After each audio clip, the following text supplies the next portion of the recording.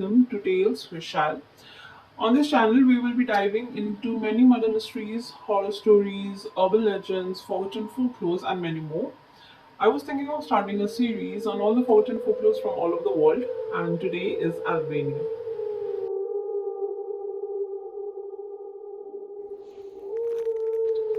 There are creatures that lurk not just in the shadows, but in the spaces between the dreams and nightmares. Beings so ancient, their names are whispered with dread across generations. Tonight, I'll tell you a tale from the cold, forgotten corners of Eastern Europe. A tale of the cursed, the fear, the soul sucking witch known only as the Striga.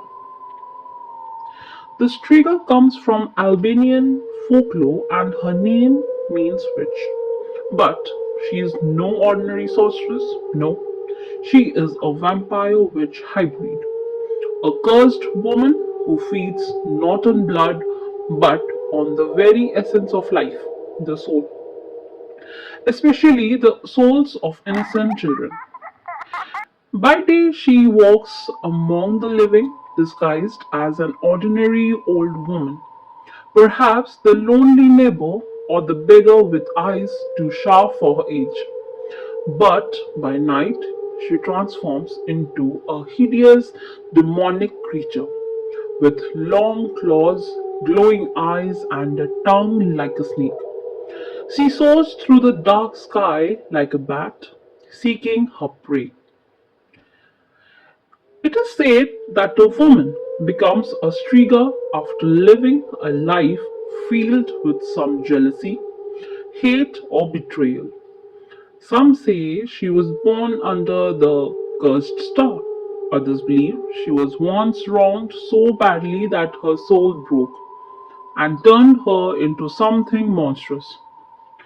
Whatever the cause, once cursed, the striga can never die a normal death. She feeds to survive, but she does not kill her victims, not directly. The children she drains grow pale, weak, their eyes lifeless, as if the light inside them is fading. No wounds, no blood, just emptiness.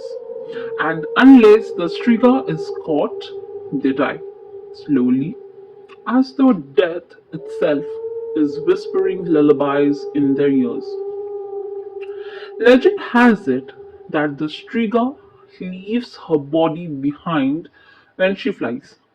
Her spirit takes the form of a bird or bat, searching windows left ajar. Doors slightly cracked, she enters home with a breath of cold air.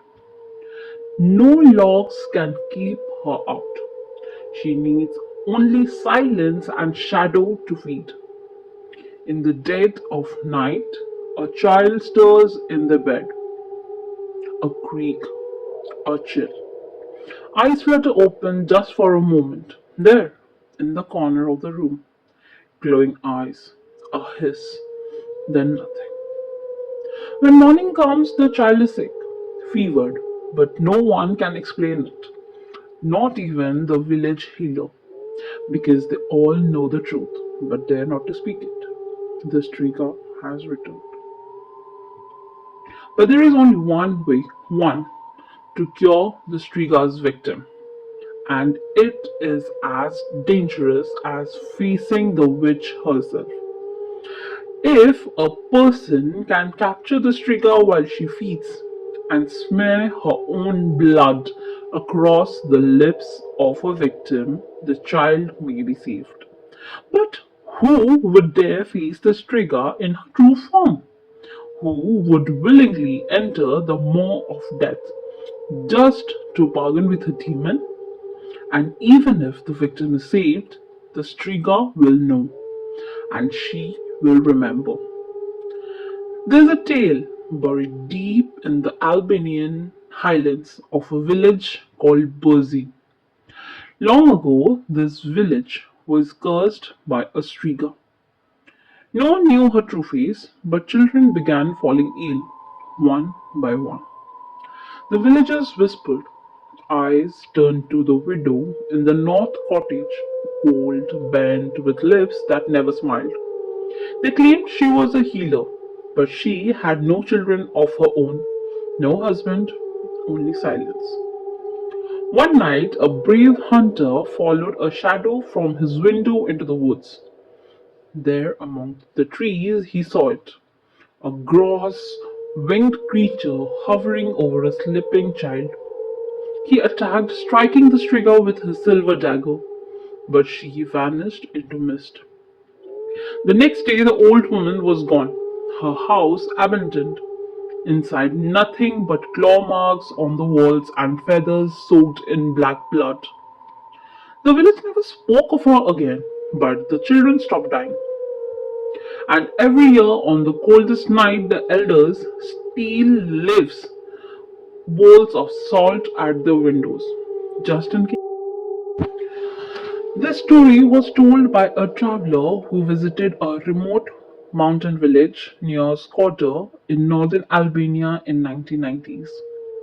He stayed with a local family, a kind couple, quite generous. They had a 6-year-old son named Ilion. One night, the boy suddenly fell ill. No fever, no injury, just weakness. Just like something has drained the life from him. He couldn't sit up, couldn't eat. He just stared wide eyed as if he had seen something in the dark. The villagers whispered about it immediately. It's the streaker, one old woman hissed. She's taken part of him. The villager laughed at him until he heard the sound. Late that night, while the village slept, he awoke to the creak of wood and a faint whispering sound outside the window. He got up, walked quietly to the window, and saw her. An old woman, grey hair whipping in the wind, crouched outside the child's window, mouth wide open, eyes entirely black. He gasped, and just like that, she vanished. The next morning, Ilion was worse, near Comatose. The villagers performed a ritual. They mixed wolf's blood with iron and whispered prayers in old Illyrian tongues. That night, the traveler watched from the window and saw the woman again, but this time she screamed and never returned. Ilion slowly recovered, but he never spoke again. And the traveler, he never returned to Albania. Now, there's a second story coming from a young nurse named Mira, working in the night shift at a small clinic in Tirana. One night, a woman was brought in, pale, unconscious. No wounds, no sign of illness, just a strange emptiness. She had been found in her apartment, locked from the inside. No forced entry, no damage, just her, collapsed in bed, breathing almost lifeless. Mira stayed late to monitor her. Around 3:20 a.m., Mira noticed a change on the heart monitor. A spike, a flutter, and then silence. She ran in. The woman was sitting on the bed, eyes wide open. But Mira swore someone else was in the room. A shadow behind the door, an outline of something hunched, and on the floor were two long grey hairs, not the woman's. The patient survived, but days later she went missing, vanished from the hospital without a trace. Only her bed sheets were found, torn in the middle, and marked with a symbol, an old Illyrian sigil for curse. Mira quit her job 2 weeks later.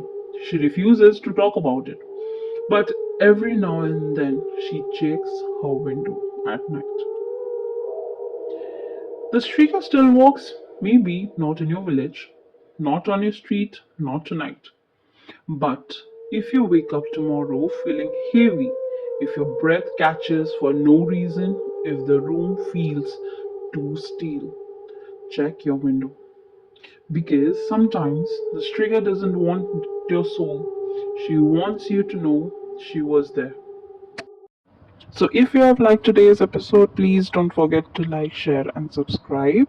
And comment down what other folklores do you know about Albania, and I'll try to make a video on it.